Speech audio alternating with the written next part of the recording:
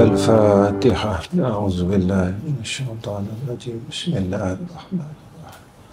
الحمد لله رب العالمين الرحمن الرحيم مالك يوم الدين. إياك نعبد وإياك نستعين اهدنا الصراط المستقيم صراط الذين أنعمت عليهم غير المغضوب عليهم ولا الضالين. Assalamualaikum warahmatullahi wabarakatuh. Alhamdulillahi rabbil alamin. Wassalatu wassalamu ala asyrafil anbiya'i wal mursalin wa ala alihi wa sahbihi ajma'in. Subhanaka la ilma lana illa ma 'allamtana innaka antal alimul hakim. Allahumma lakal hamdu wa ilaikal mustaka wa antal musta'an wa la hawla wa la quwwata illa billahil aliyyil azim. Amma ba'd. Pertama sekali kita panjatkan puji dan syukur kepada Allah Subhanahu wa taala dengan ketentuan yang baik daripada Allah, dengan takdir yang baik daripada Allah Subhanahu wa taala.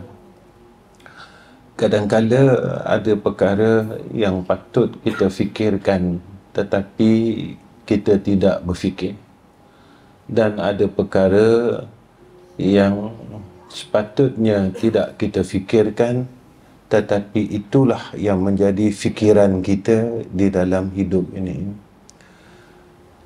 Sebab itu apabila kita tidak mengemudikan sesuatu perkara itu dengan ilmu dan takwa.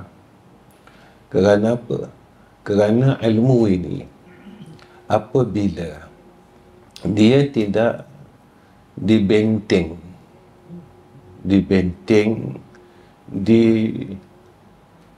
dikelilingi, ya, dibina dengan pertahanan takwa, maka ilmu ini akan mengikut nafsu. Ilmu yang ada pada kita akan dikuasai oleh nafsu dan akal. Sebab itu, kadang-kala kita bertanya, kenapa aku tahu tapi aku tak boleh berbuat baik? Kerana kita mengikut kehendak nafsu yang tidak pernah kenyang. Bila kita selalu kita tanya diri kita, kenapa aku tak mampu buat baik? Walhal kita tahu. Tahu ni bermakna kita ada ilmu. Tetapi ilmu ini tidak boleh mendorong kita kepada kebaikan.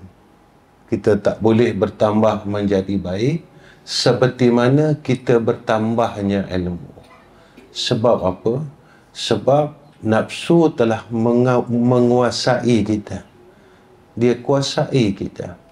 Bila nafsu menguasai kita, nafsu menguasai ilmu, nafsu menguasai akal. Sebab itu akhir-akhir zaman ni, kalau kita tengok kenapa orang berbuat perkara yang tak masuk akal, walhal sesuatu perkara yang dia buat itu bukannya di kalangan orang yang tidak ada ilmu, orang yang bijak pandai, sama ada daripada pengetahuan agamanya dan pengetahuan akademiknya. Tapi kenapa kita tengok perkara yang berlaku di akhir-akhir zaman ini tak masuk akal? Macam mana boleh berbuat sedemikian? Ya. Kerana apa? Kerana saat nafsu ini min nafsil la tashba', nafsu yang tidak pernah kenyang. Bila kita ikutkan nafsu yang tidak pernah kenyang dalam hidup ini, maka pada waktu itu ilmu yang ada pada kita tidak memberi apa-apa faedah. Sebab itu Imam Ghazali dia sebut di dalam kitab Minhajul Abidin, benteng kita ni dengan benteng takwa, takut kepada Allah Subhanahu wa ta'ala.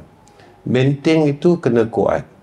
Kita sebenarnya ilmunya banyak, tetapi ilmu yang ada pada kita ni tadi kita tidak atur mengikut aturan yang betul, sehingga ilmu ini seolah-olah macam tak ada.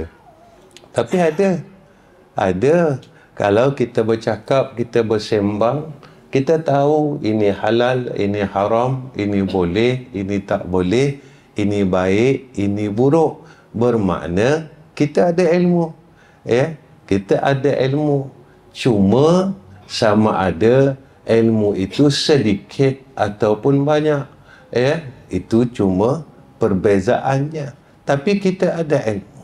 Kenapa ilmu kita itu tidak boleh menjadikan kita orang yang sepatutnya berada pada tempat itu. Kita sepatutnya dah tinggallah benda yang kita tak perlu buat. Kenapa kita buat lagi? Sepatutnya kita dah mengerjakan perkara kebaikan. Kenapa kita tak buat lagi? Contohnya saya lah, tuan-tuan. Ketika umur kita ni semakin tua, kita tak perlukan makanan yang macam kita muda dulu. Dulu kita makan 2 pinggan. Sekarang 1 pinggan pun susah nak habis. Kita bagi setengah, kita makan setengah dan bagi ke anak kita setengah. Jadi dulu kita perlukan perkara yang kita rasa perkara yang kita perlukan dulu, kita tak perlukan sekarang. Tapi yang kita heran dan kita pelik, kenapa saat kita telah tua dan berumur ini, kita masih lagi tidak boleh berbuat sepatutnya apa yang kita buat. Waktu zaman kita ini, waktu kita sekarang, kita perlukan ketenangan. Hati yang tenang, hidup yang tenang. Ketenangan itu tidak akan kita perolehi, melainkan kita bersama Allah, kita bersama Rasul. Dan Allah sebut dalam Al-Quran, ala bizikrillahi tatmainnul qulub.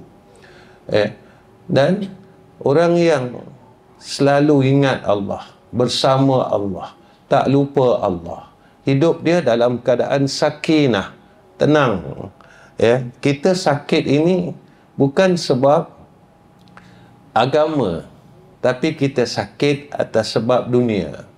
Kita sakit ini atas sebab dunia. Darah kita naik bukan sebab kita mikirkan hal agama, tapi darah kita naik 180, 200 sebab kita memikirkan hal dunia yang tak pernah ada titik dia. Daripada dulu sampai sekarang terus kita fikir dan darah kita naik. Dan mengakibatkan kita sakit. Dan kita bersakit-sakit untuk dunia. Kita tidak pernah bersakit-sakit untuk akhirat itu sendiri. Apa untungnya? Apa faedahnya? Apa kelebihannya? Kita sendiri tahu. Tak ada faedah pun. Tapi itulah yang kita lakukan sehingga umur tua kita, yang merugikan kita. Kawan-kawan kita dah balik jumpa Allah. Guru kita, Tuan Guru kita, Tuan Guru Haji Ismail sendiri, dah balik menemui Allah. Kawan-kawan jamaah yang satu surau dengan kita, seorang-seorang balik menemui Allah. Dan akan sampai giliran kita juga untuk kita dipanggil menemui Allah.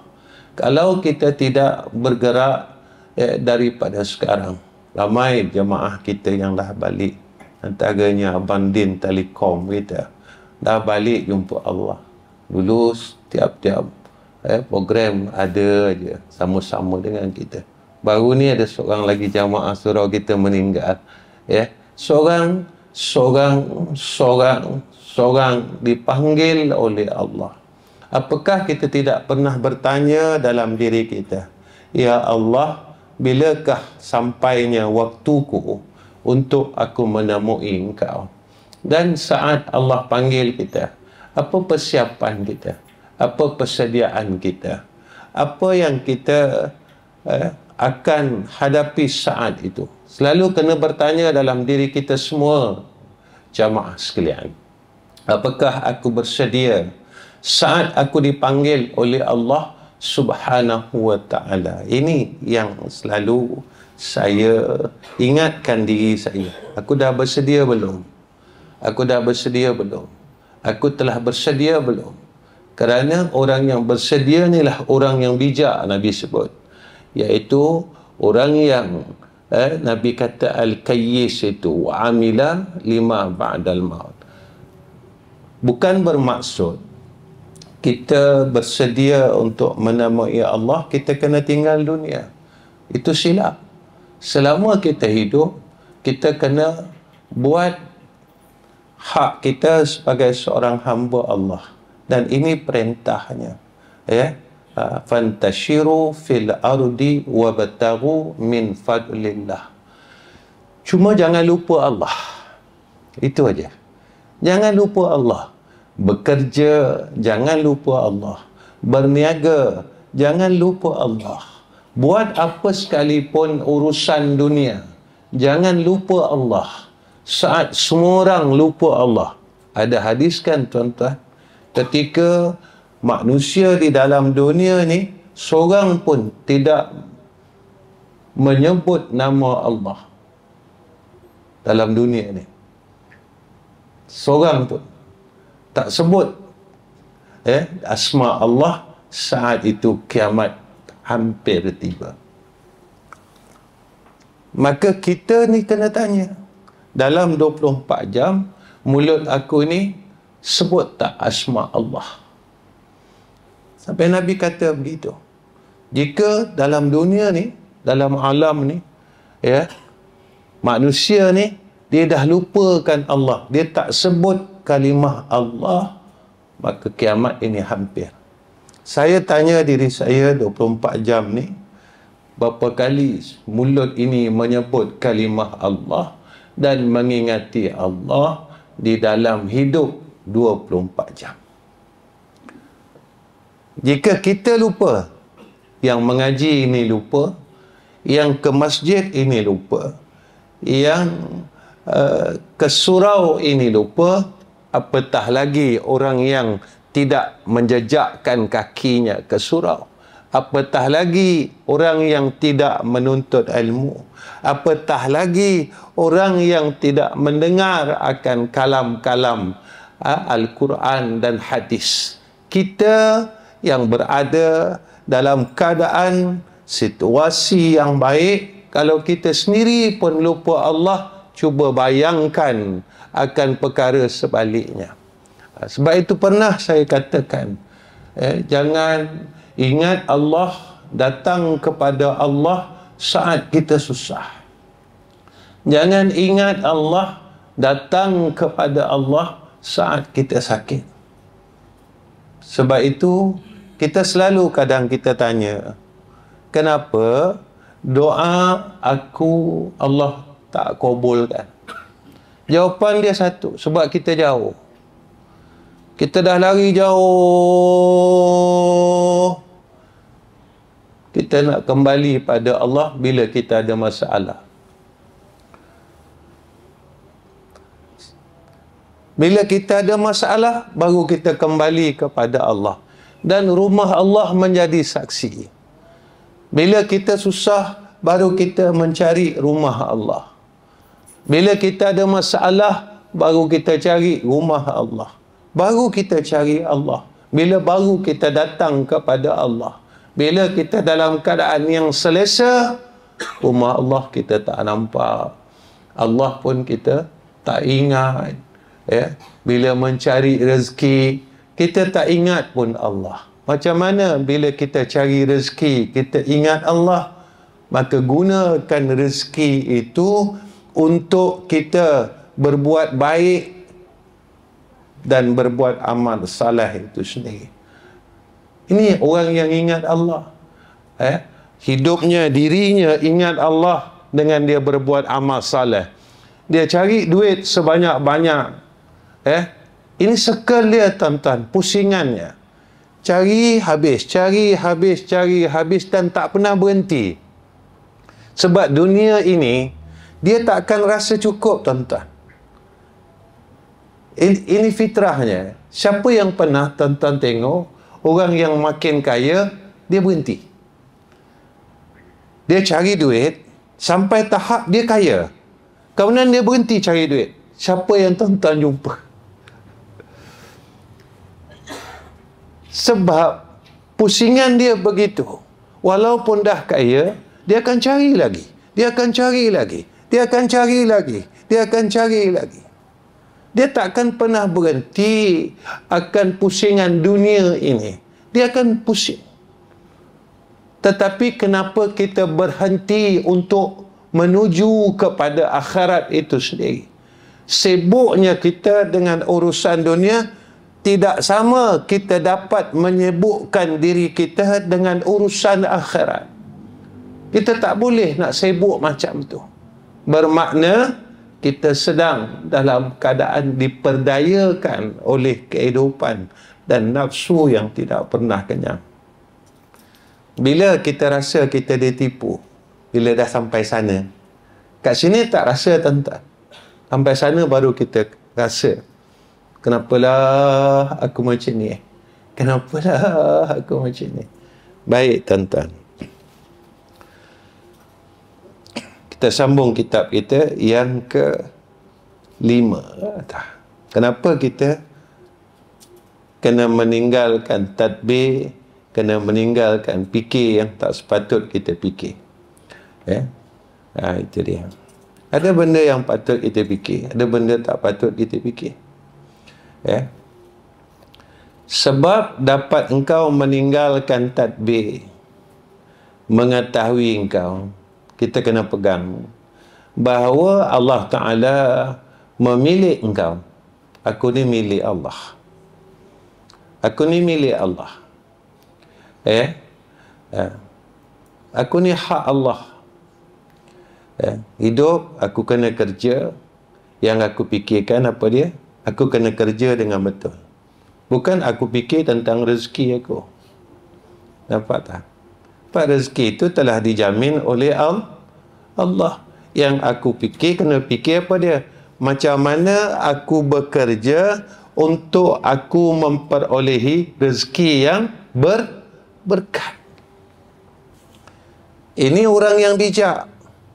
Orang bijak bukan dia fikir macam mana nak cari rezeki. Orang bijak dia berfikir macam mana aku perlu lakukan untuk mendapat keberkatan rezeki.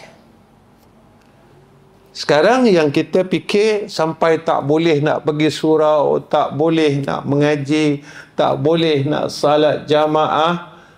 Kita tinggal banyak perkara dalam hidup. Kita fikir macam mana nak cari rezeki. Sebab itu kita tidak selesai ditimpa gundah gulana, resah, gelisah seperti mana orang lain. Kita akan resah, gelisah dan terus resah dan terus resah. Kerana rezeki itu telah ditetapkan oleh Allah. Kenapa kita tidak pernah berfikir bagaimana untuk aku melakukan suatu amalan agar rezeki aku berkat, hidup aku berkat, keluarga aku berkat, isteri aku berkat. Tuan-tuan, zaman sekarang ni zaman perceraian terlalu banyak. Orang sana bercerai, orang sini bercerai, tuan-tuan.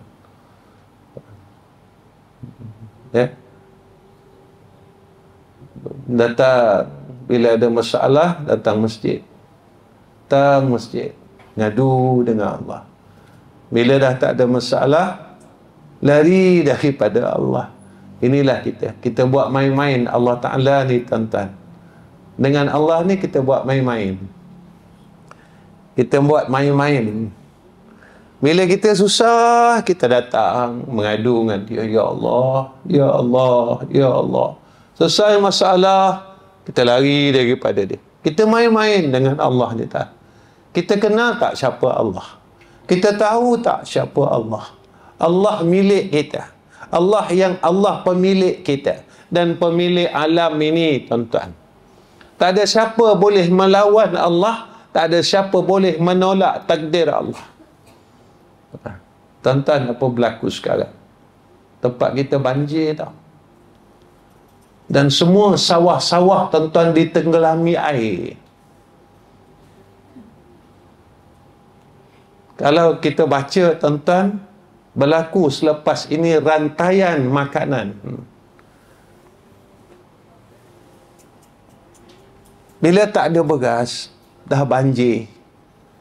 Sawah semua banjir. Tempat-tempat yang mengeluarkan beras ini semua tenggelam air. Allah tunjuk kepada kita supaya kita berfikir. Ini bukan masalah isu, tuan-tuan. Apakah kamu melihat akan kebesaran Allah? Sebab itu Allah sebut orang yang beriman ini, hatinya sentiasa kembali kepada Allah, berfikir, wa yatafakkaruna fi khalqis samawati wal ard rabbana ma khalaqta hadza batila. Tuan-tuan, saya nak sebut macam ni. Hari ini, saat ini, barang mahal, kita rasa susah. Betul tak, tuan-tuan? Kalau tuan-tuan bayangkan ketika kita susah mendapat makanan, apa perasaan tuan-tuan? Sekarang makanan ada, tapi tidak ada duit. Jika kita ada duit tetapi tidak ada makanan dan kita tidak boleh makan waktu itu, bagaimana keadaan manusia dan keadaan kita? Dan Allah sebut di dalam Al-Quran, Allah uji kita dengan kelaparan, kata Allah. Saya kena tanya, boleh tak saya hadapi akan ujian kelaparan itu dengan saya mengingati Allah Subhanahu wa ta'ala, dengan saya dekatkan diri kepada Allah dengan bertasbih, bertahmid dan bertahlil? Ataupun jika aku tidak ada makanan ketika itu, dengan jalan apa sekalipun aku kena usahakan juga agar aku boleh hidup. Saya melihat perkara ini lebih jauh. Saya bukan melihat perkara hari ini.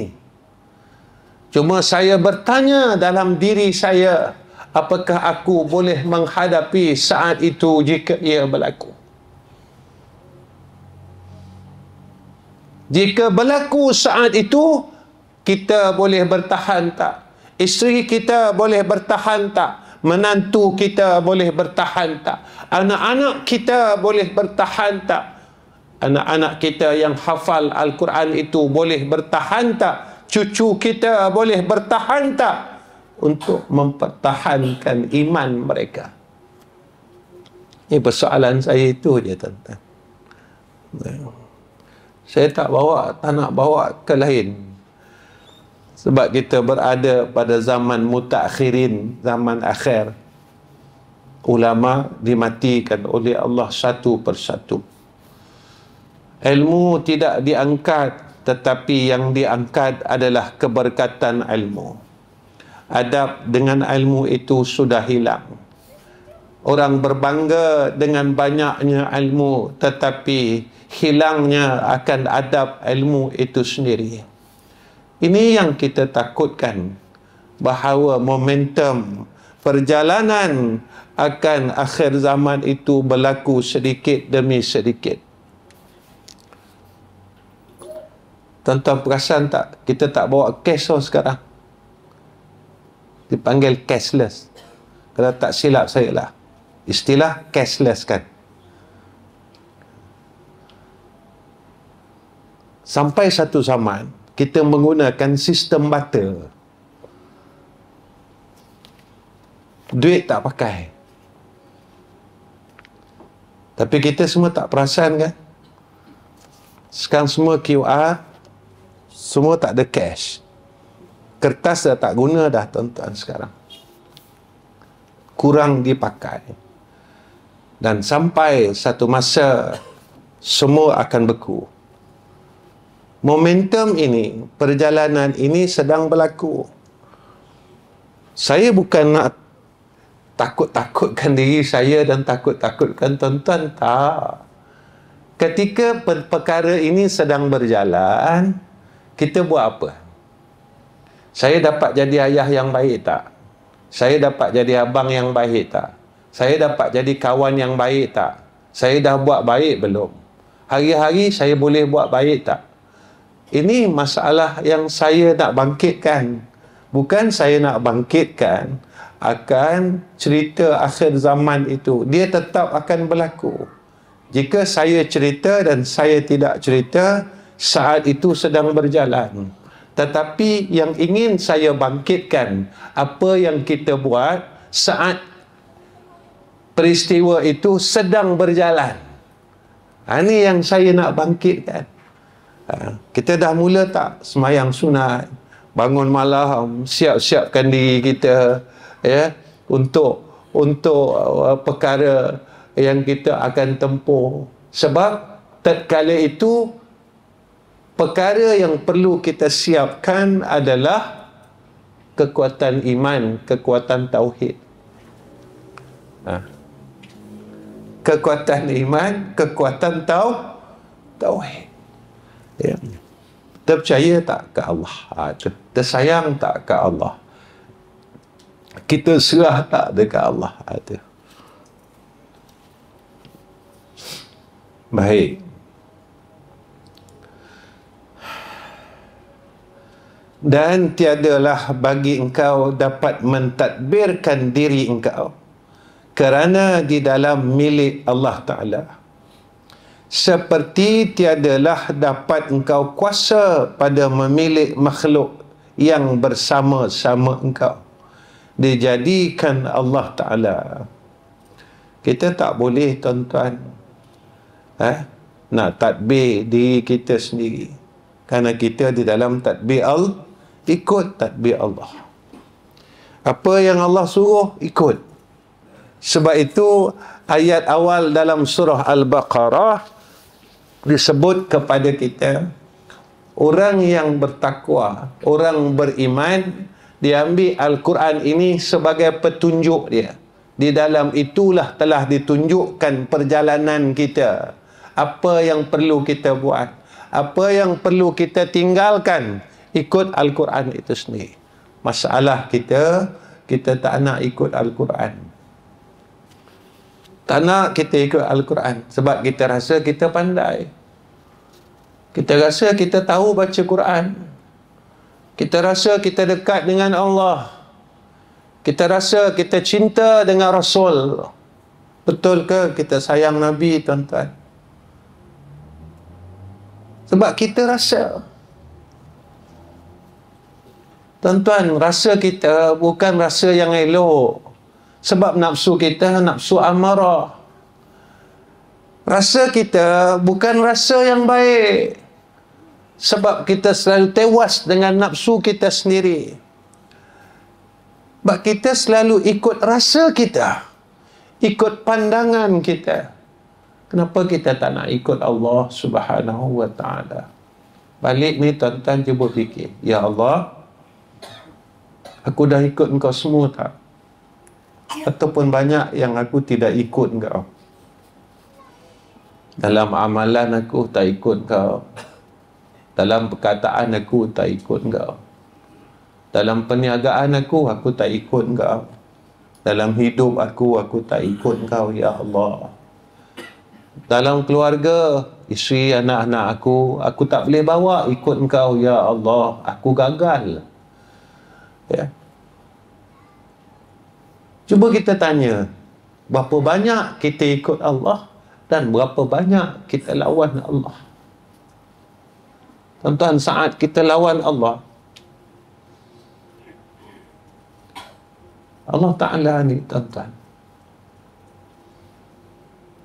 buka peluang kepada kita.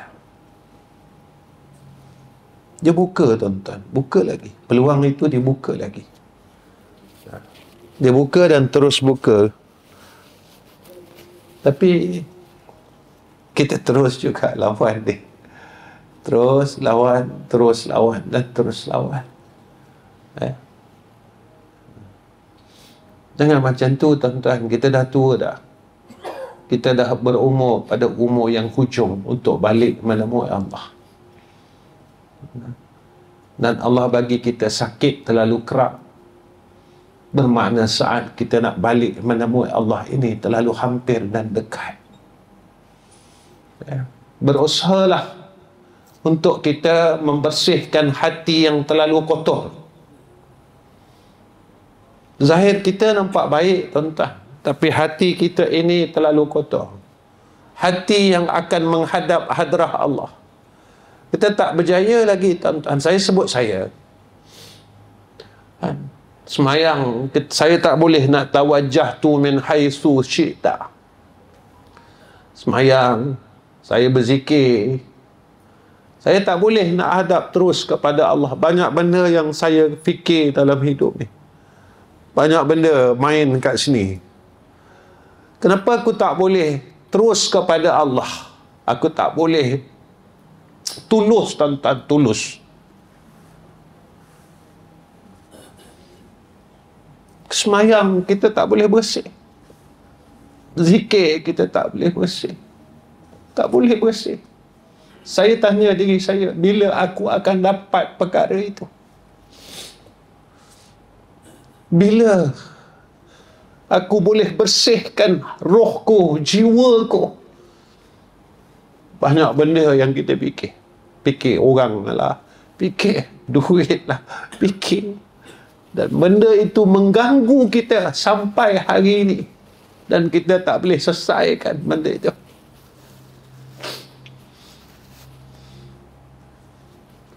Tak berjaya kita, tuan-tuan. Kita tak dapat menyelesaikan perkara itu dalam hidup. Saya tak tahulah tuan-tuan nak bawa diri tuan-tuan ke mana, saya tak tahu. Saya selama ini saya nak bawa diri saya ke sana. Sebab ini tempat akhirnya. Tempat tujuan kita. Tempat hala tuju kita. Saya percaya dan tuan-tuan juga percaya. Hala tuju kita ke akhirat.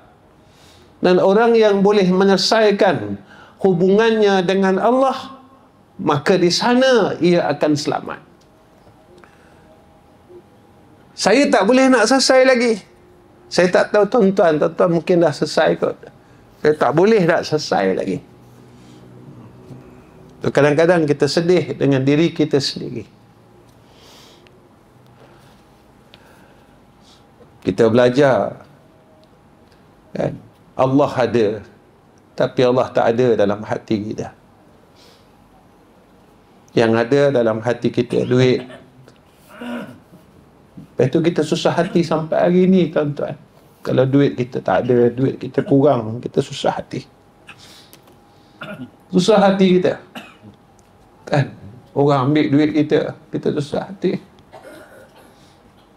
Kita tak berjaya lagi. Sifat 20 tu yang kita belajar tu tak berjaya lagi. Allah ada, tapi seolah-olah tak ada dalam hati kita. Kita rasa tu kadang sedih lah, tuan-tuan. Saya sedih dengan diri saya, tuan-tuan. Wajib ada Allah. Mustahil Allah tak ada. Tapi Allah tu dalam hati kita tak ada. Tak ada pula. Kita tak takut kalau kita jauh dengan dia. Kita tak takut kalau kita kurang sebut dia. Kita tak takut kalau kita tak ingat dia. Kita tak takut kalau kita lupakan dia. Tapi ketakutan yang dalam hati kita, tuan-tuan, adalah tentang dunia ini. Kalau duit kita kurang, kita mula gelisah. Takut sangat. Macam mana ya hidup ni? Macam mana ya hidup ni? Kalau orang tinggalkan kita, kita takut sangat. macam mana kalau orang ni tinggalkan aku? Pernah tak kita takut jika Allah tinggalkan aku? Pernah tak kita berfikir sama-sama?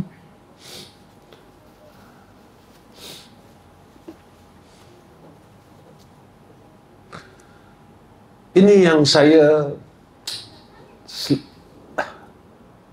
selalu tekankan dalam diri saya dan keluarga saya. Sebab jika kita tidak berjaya, saat Dajjal itu datang, kita tidak boleh istiqamah di dalam tauhid, mentauhidkan Allah. Itu je, tuan-tuan. Mudah aja hidup ni. Sebab guru saya ajar macam tu.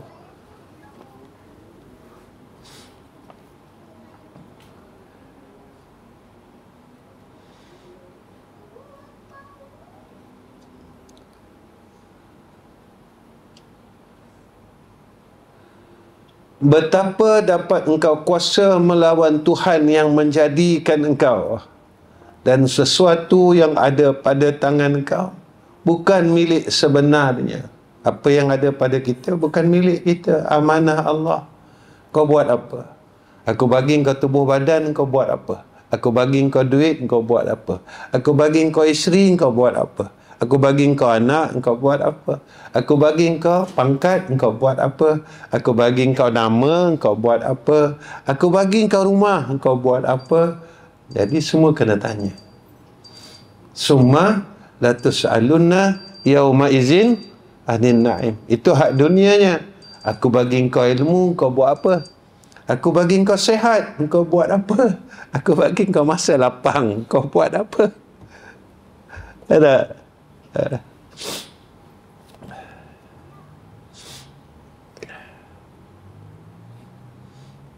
Tuan-tuan. Saya baru ni saya uzur sikit, tuan-tuan. Saya uzur sikit. Padahal uzur saya tu, saya dah biasa, dah dekat 20 tahun saya lalu ke uzuran itu. Tapi tahun ni sampai 4 kali saya tak sihat.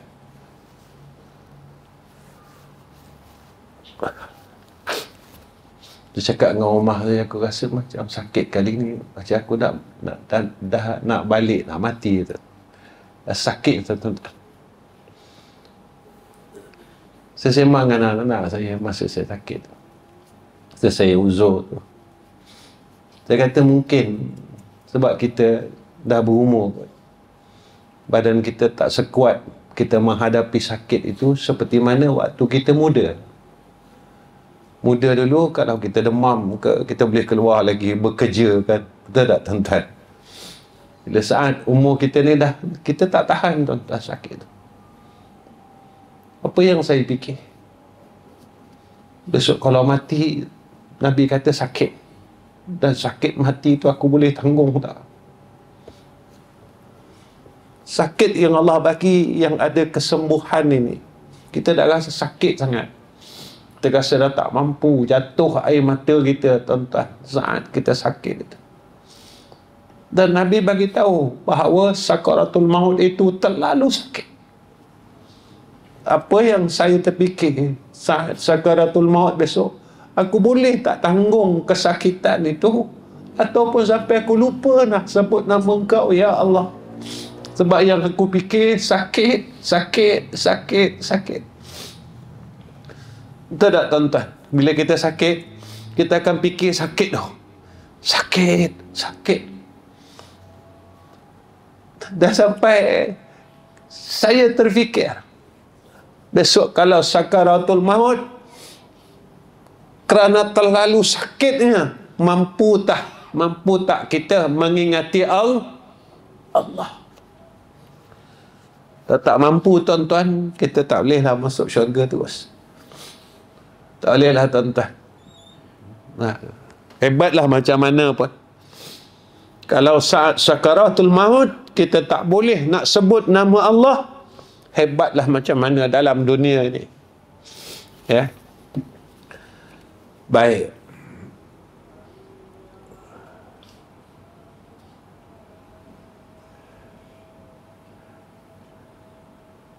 Kerana Allah Ta'ala pinjam bagi engkau.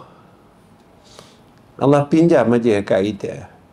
Terkadang susah dan payah. Kena lalulah engkau memeliharakan harta dan mata benda. Ya, susah nak jaga harta. Ya tak? Terlupa yang itu hak Allah Ta'ala. Ya, hak Allah Ta'ala bagi pinjam aja. Kan kita kan susah payah jaga kan. Jaga, hias. Kan? Kita rasa macam seolah kita punya. Padahal saya tahu, tuan-tuan pun tahu. Kan? Bila mati tak bawa pun. Mana kita kena pulangkan balik kepada yang empunya harta. Kita tak bawa balik pun. Dan datang orang zalim.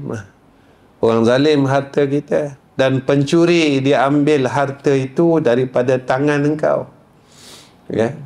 Orang ambil kata kita, orang curi harta kita. Nak jaga susah. Terkadang terbakar atau tenggelam dalam lautan atau pada tangan saudara engkau.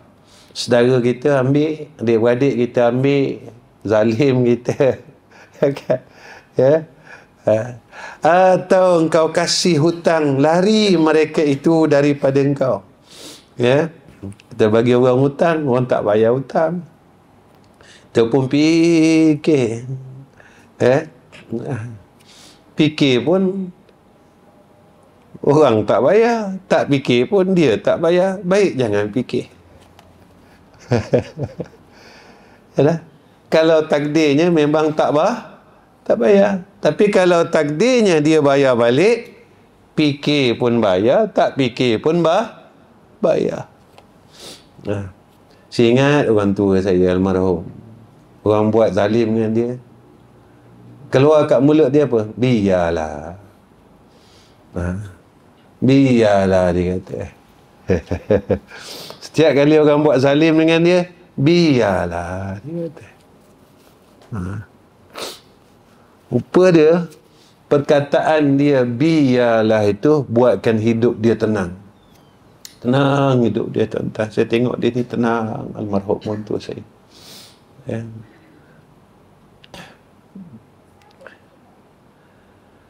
Allah, kita tak boleh buat macam guru kita. Itu dia. Terkadang engkau sudah sediakan makanan di hadapan itu, datang kucing atau binatang memakan akan dia. Terkadang datang mati ketika hendak makan.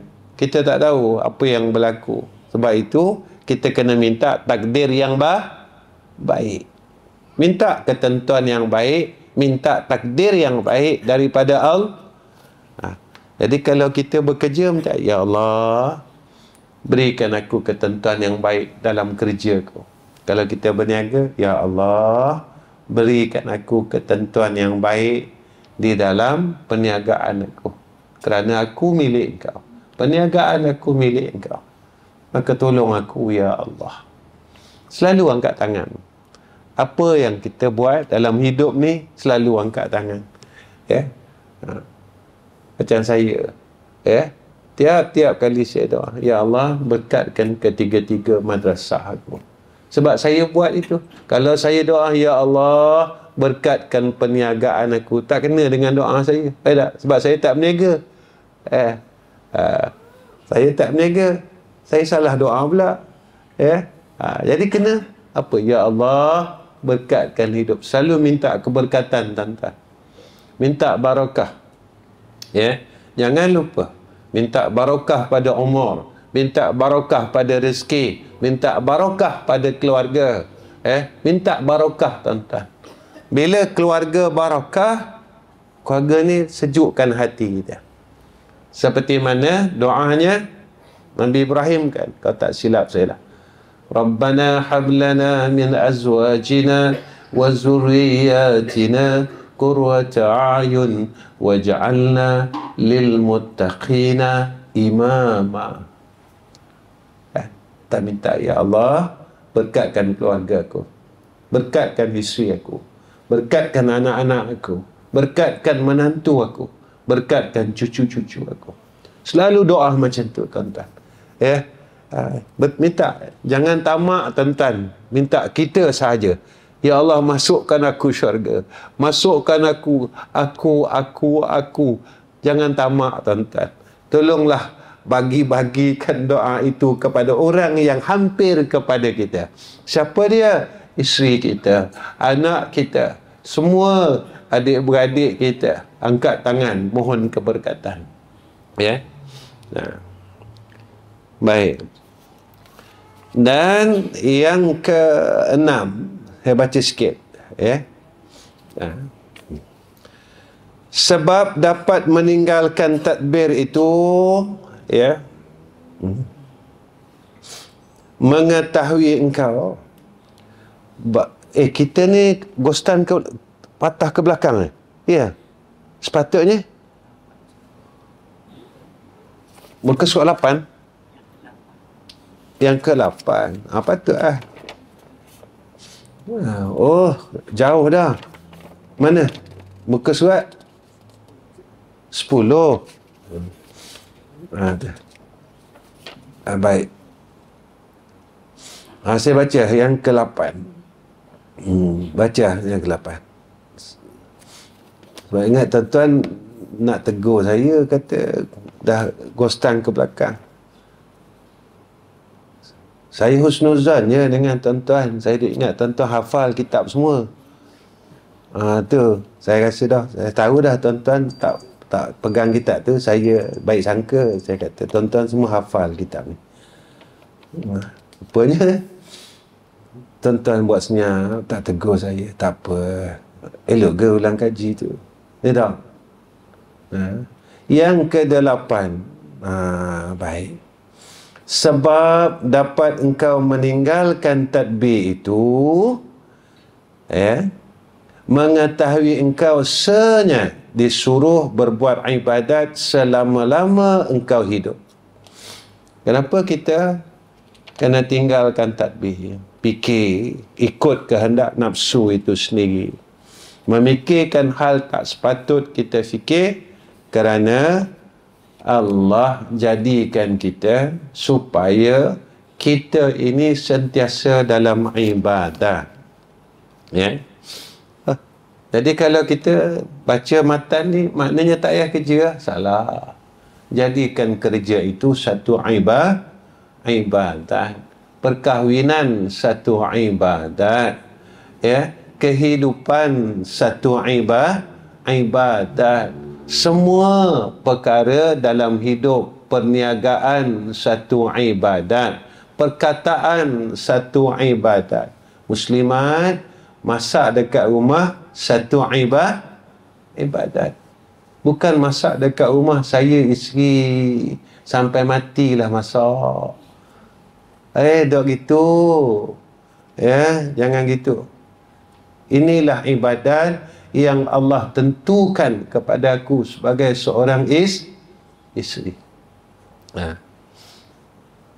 Saya tuan-tuan, memang dari muda saya tak suka makan kedai. Kalau saya tak keluar, saya di rumah, saya nak isi, saya masak setiap hari. Setiap hari saya tak makan kedai. Tapi sebabnya saya duduk luar ni, dia tak boleh lah suruh isteri saya masak. Jadi kalau seminggu saya di rumah, isteri saya akan masak. Seminggu. Itu saya kata isteri saya bukan isteri yang baik, tapi dialah yang terbaik dalam hidup saya. Itu dia. Saya tak reti nak makan kedai. Pagi sarapan pergi kedai, tengah hari pergi kedai, malam pergi cari lagi kedai. Tak. Kalau saya duduk rumah, isteri saya akan masak setiap hari. Saya tukang rasa. Itu dia. Ya, baik. Dia ada rahsia tuan-tuan. Kalau nak bahagia dalam keluarga, makanlah, suruhlah isteri kita masak setiap hari. Jangan selalu makan di luar. Nanti kita sayang orang luar lagi. Kalau kita makan selalu kedai tom yum, kita akan sayang orang petani banyak. Benar? Kenapa kita dulu masa muda, kecil-kecil dulu, kita adik-beradik boleh satu hati? Sebab apa? Sebab kita makan air tangan mak kita. Sekarang ni kita banyak makan air tangan mak orang lain. Mak ahli siang tu. Mak ahli siang, mak India. Banyak mak sekarang ni. Nasi kandar. Tom yam. Mak Jepun ada. Jadi kita sayang ke mak orang lagi. Itu sekarang ni orang banyak sayang ke mak orang. Jadi sayang ke isteri orang lebih pada sayang isteri sendiri. Itu sekarang ni banyak berlakunya perkara curang. Kita kalau tengok isteri orang, comel tak? Comel. Padahal apa hak ada pada isteri orang, hak tu ada pada isteri kita. Dah itu. Ke tak ada? Hak isteri orang ni tangan dia lebih Ustaz. Dia ada 3 kata. Isteri saya 2 je Ustaz. Tadi nampak comel pula ada 3 tangan kata je. Ke gitu? Sama apa ada pada isteri orang lain, hak tu ada pada isteri dia. Tapi sebabkan nafsu min nafsil la tashbah. Nafsu ni, hak tu berlaku sekarang. Berlaku sekarang ni, ini hak berlakunya. Suka dengan isteri orang, suka dengan suami orang. Ya. Ada. Ingatkan laki bini, suami isteri, tak. Rupanya isteri orang lain, suami orang lain, pergi makan sama-sama di kedai. Hak mari pula, hak seorang lagi ambil gambar, hantar ke bini dia pula. Jadi balah. Hak seorang hantar ke suami dia. Jadi berlaku cerai, berai dan sebagainya. Cuba jadi orang baik. Cuba tengok isteri tu hak paling baik dalam hidup aku. Tu. Dialah hak paling comel, dialah hak paling baik, dia hak paling sedap masak. Tapi orang puan kena rajin masak jangan beli kedai. Pergi beli di kedai. Lepas pada tu, ni saya masak ni kata. Jangan gitu. Masalah. Tapi orang lelaki ni kadang hak isteri masak dah sedap. Hak kedai janda tu sedap. Ubah-ubah perangai tu. Dah. Jadi orang baik, jadi suami baik dah. Baik. Sesungguhnya 5 minit lagi saya berhenti. Sesungguhnya firman Allah Ta'ala, wa'bud rabbaka hatta ya'tiyakal yaqin, dan berbuatlah ibadat olehmu ya Muhammad akan Tuhan engkau hingga datang akan dikau yakin. Apa dia waktu yakin? Waktu sakaratul maut. Kita berhenti setakat tu dulu. Jadi insya-Allah bulan depan kita sambung balik yang ke-8. Ya. Maaf ya tuan-tuan, saya baca muka surat 9. Maaf banyak ya. Baik. Bulan depan kita sambung buka surat 10 juga. Baik. InsyaAllah malam besok saya di Masjid Pengadang Baru. Sebabkan Masjid Pengadang Baru ni saya datang 2 bulan sekali. Jadi bermula malam esok insyaAllah saya akan bacakan. Saya baca, bukan nak ngajar tuan-tuan, saya baca. Kitab ni pun saya baca, saya tak boleh ngajar. Sebab saya orang bodoh. Jadi saya baca kitab Adab Sulukul Murid. Adab Sulukul Murid. Pada bermula malam esok insya-Allah. Dia 2 bulan sekali sebab program di Masjid Pengadang Baru dia akan bertukar dengan Masjid Durian Burung. di Masjid Peradaan Baru. Saya akan mulakan kitab Adab Sulukil Murid bermula bulan ni lah, insyaAllah. Jadi kalau tuan-tuan ada kelapangan untuk sama-sama ikut kitab Adab Sulukil Murid tu, insyaAllah boleh sama-sama dengan kita, insyaAllah. Cuma saya baca, dengar baca je, bukan ngajar dah. Sebab saya orang bodoh, saya tak pandai benda, tak tahu lah saya ni, tak boleh ngajar apa pun. Sebenarnya orang bodoh, orang tak ada ilmu. Baik, yang terakhir sebelum saya tutup, insyaAllah tuan-tuan, Darul Atiq Dakwah Center bermula pada bulan ni kami membuka lot wakaf sebanyak 2,000 lot, dan satu lot itu dengan harga wakaf RM50. Kenapa kami buat macam ni? Sebab kita mula untuk proses pembinaan asrama, untuk kita siapkan fasa berfasa, fasa lantai dan fasa tiang bawah, lantai bawah dan tiang. Dan insyaAllah bila siap di lantai, kita akan naik pula fasa atas. Jadi kita buka lot itu, lot wakaf sejumlah RM50, satu lot RM50. Dan buat masa ini kita cari dulu sebanyak 2,000 lot. Jadi tuan-tuan, kalau tuan-tuan nak sama-sama dengan kami untuk siapkan dan sama-sama untuk menyertai lot wakaf itu sebanyak 2,000 lot, bolehlah nanti bertemu dengan Din Al-Barakah, data terus masukkan ke dalam akaun di edisi pun tak ada masalah, dan beritahu kami untuk lot wakaf itu. Kenapa tuan-tuan? Sebab saya tengok balik di edisi ni dah 3 tahun, dah 3 tahun dah kita baru dapatkan baru dapat siapkan masjid dengan beberapa bangunan, dan masjid tu pun alhamdulillah banyak juga, dekat 1.7 juga, 1.7 juta juga. Alhamdulillah, saya ucap terima kasih terlebih dahulu pada semua orang yang selalu bantu kami. Kenapa saya nak cepatkan sikit pembinaan tu? Sebab terlalu ramai kawan-kawan kita bertanya tentang madrasah itu. Saya seboleh-bolehnya sebelum saya pejam mata, dapatlah saya berkhidmat untuk Bumi Terengganu ini, untuk saya bantu ramai anak-anak lain. Tuan-tuan pun tahu, siap saja madrasah itu kita akan terima pelajar, dengan saya tak akan minta apa-apa yuran, makan, minum dan sebagainya, seperti mana saya buat di madrasah lain. Kerana saya buat ini untuk saya jadikan amal soleh saya. Mudah-mudahan kalau saya mati, adalah yang akan ikut saya ke dalam liang lahat. Inilah harapan saya. Mudah-mudahan tuan-tuan tolong sampaikan dengan kawan-kawan, dengan semua sahabat.